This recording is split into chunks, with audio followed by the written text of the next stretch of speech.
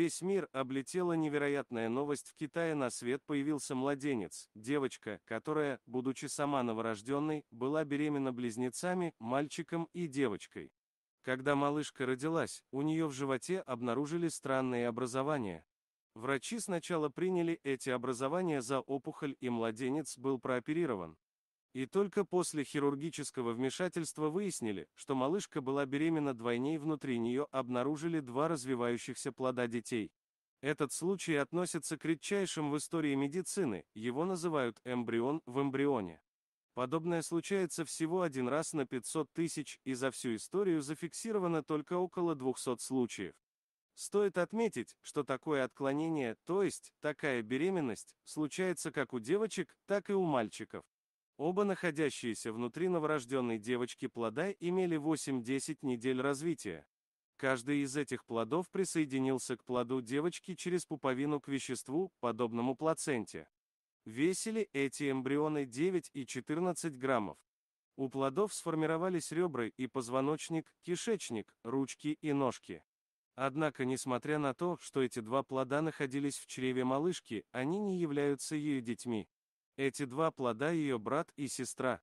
Очевидно, что в таком возрасте, тем более, находясь еще в утробе матери, младенец никак не мог забеременеть самостоятельно.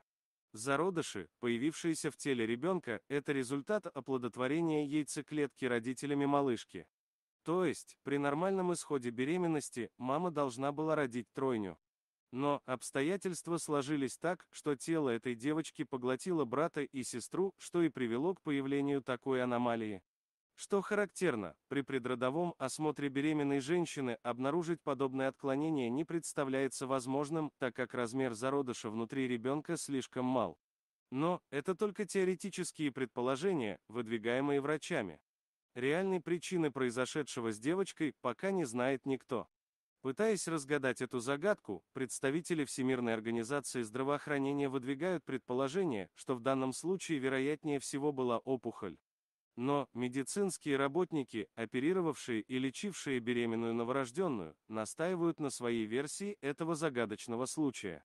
Они убеждены в том, что изначально все же было три плода, два из которых в какой-то момент были поглощены третьим. Вот такой удивительный младенец появился на свет.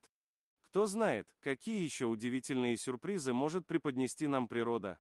Дорогие друзья, если вам понравилось видео, поставьте лайк, а также подписывайтесь на канал, где найдете еще много интересного.